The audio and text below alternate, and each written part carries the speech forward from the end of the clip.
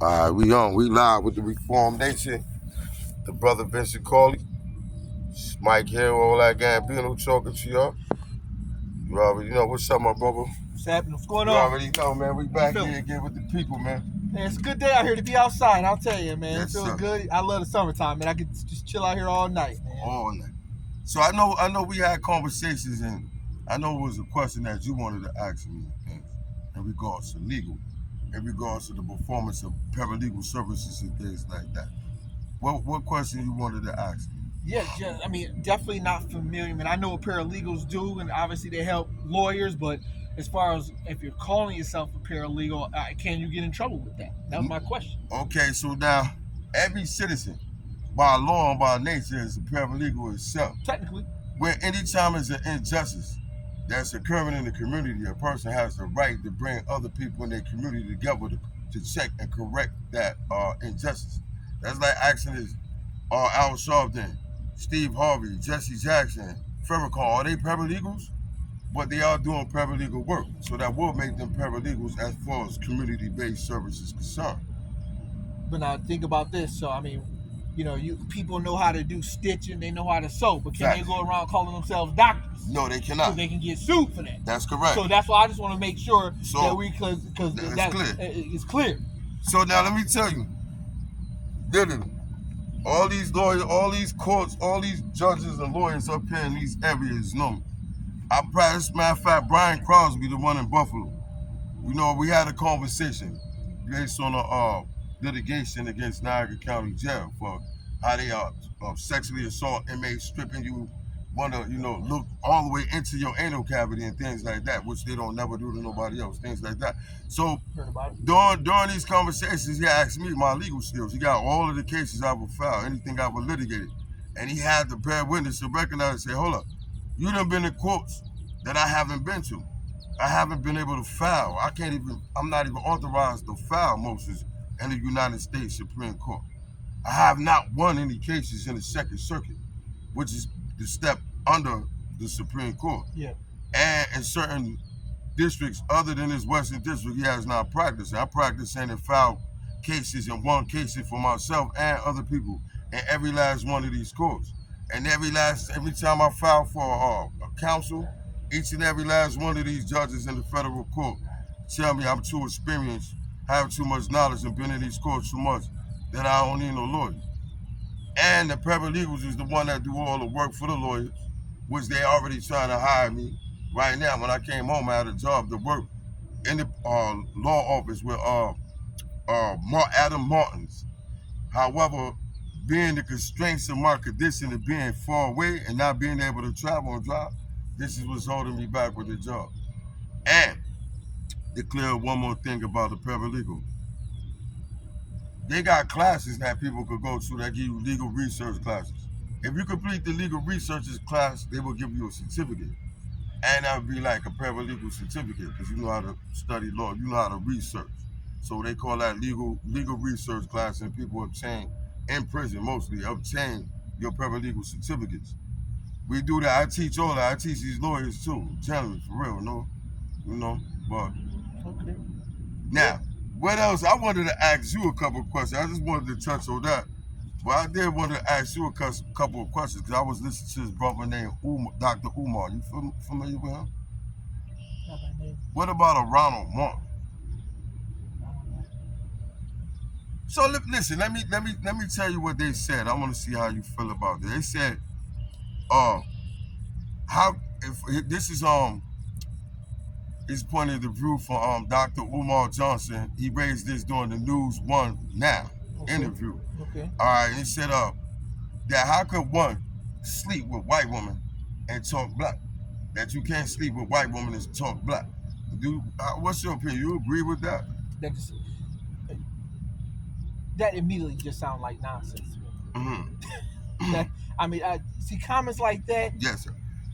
That's just nonsense. I mean, there's to even address it, whether you black, white, red. I mean, to me that just sounds like nonsense to me. I mean, that's some because the funny thing, there was a show. You ever heard of Martin? Yes. You remember the one episode? There was the one short dude who was all screaming "Black Power, Black Power, Black Power." And what happened at the end of the episode? He know with a white girl. woman. That's so right. that stuff is just nonsense, man. So that's my feel of it. All that color stuff, man, that's nonsense. See, so that and with all due respect to them, I don't know anything else they stand for, but that comment, that's nonsense. That's just me being real talk. And me myself, you know, my wife, brother had me watching, me and my wife watching. I'm saying, like, I understand when you say black nationalism and you want to promote the betterment for your people and have your people say, yeah, we feel proud in ourselves. But I don't believe in promoting it in a racist way or the old way we keep going back saying, look, we made this, we built the stoplight. Oh, Benjamin Banneker did that. Oh, we did the electricity and the white man took it. You know, all of them things is outdated and done. It's not making us advance nowhere. We talking about this black economics and being able to teach our people how to move forward. Right. Because now you saying you want reparations and you getting this SSI money and the people getting this money and just giving it right back to the people that gave it to them. And then be saying they broke again. Right.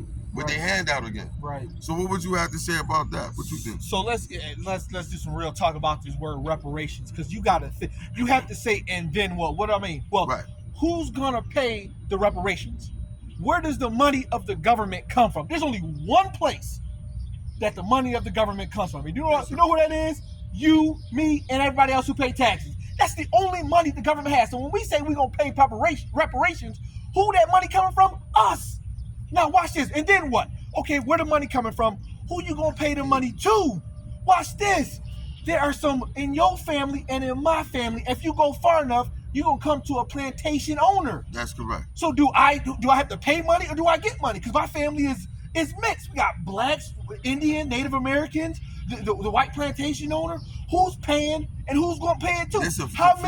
How many generations you gonna go far back? Yeah, this is confusing. It's just nonsense. The whole reparations thing. Because now you got people that came here that you consider to be African American here now once they become citizenized or neutralized, however you say it. And at the end of the day, you say they're African Americans, they're gonna get reparations. Do they get reparations too? They just you know what I'm saying? I'm trying to, but now what I do want to say is this, that you know, I know America and this country continue to promote that we should forget the fact that they put our people through what they put our people through. My grandmother, mother, and everything else, cleaning their kids, them beating and raping them and everything else. They tell us to forget about that. They talk about the Holocaust for the Jews and what Hitler did to them. But they forget about what America did to us, and France, and all of the rest of them still doing it right now in a modernized form. And they say, oh, we sorry about it. Each one of these presidents and leaders, but none of them has made any type of waves to correct and make these things better other than saying it out their mouth. They won't forget the fact. Right now, I got a pre-sentence report, and I've been in their criminal justice systems, I've been in their courts, and I've been faced by their DAs, and they go back to my paperwork of my life when I was 4 years old. They go back and start talking about what my mama and my daddy did. They don't forget nothing. So how could we forget what they mama and they daddy did? They was like, oh, that slave master, that was my great granddad, that's sober. Yo, but you still living off the benefits of what he did. Just like you saying we hurt somebody and we should still continue to suffer and our past can't be forgotten. But how could we say we gonna sit up here and forget what they did when they haven't paid for it? Right. All of the people that they locked up illegally saying they raped a white woman. From all of the cases where they started all of the revolutions and wars and killing black men, saying that they raped a white woman and it wasn't done by these people, lynched and killed. The DAs, the judges, none of them have been held accountable to this day. Not even for the Emmett Till situation. You going back and chasing the people that hurt Emmett Till. But what about the people that exonerated the people that did it? Right. And said, yo, that's just a nigga. You feel me? We ain't getting into all of those things, though. Well, we got to get to all that because we have to deal with everything, and it hasn't been dealt with, and we're putting band-aids on it. We're asking for reparations instead of getting into the real heart of the meat. We want to get to the real matter. We're trying to put band-aids on broken arms and broken legs. Yes, sir. Where you have to go into the bone and have the real conversation. When you talk about Emmett Till, when you talk about Jim Crow, when you talk about fugitive slave laws, when you talk about slavery, when you talk about civil rights, you gotta understand it's very complex. Even with the Civil War itself, there were people in the North who had slaves, people in the South who had slaves. There were people in the North who wanted slavery, people in the South who wanted slavery. You gotta understand that the country was expanding west, and they wanted to add slavery to the new areas, Yes. whether they're going to be a free state or a slave state. The reason, and they went to the war. So there's a lot of, it's never black and white, no pun intended, but you got to get down to the real conversation. When you take a topic, you have to get all the way down to the...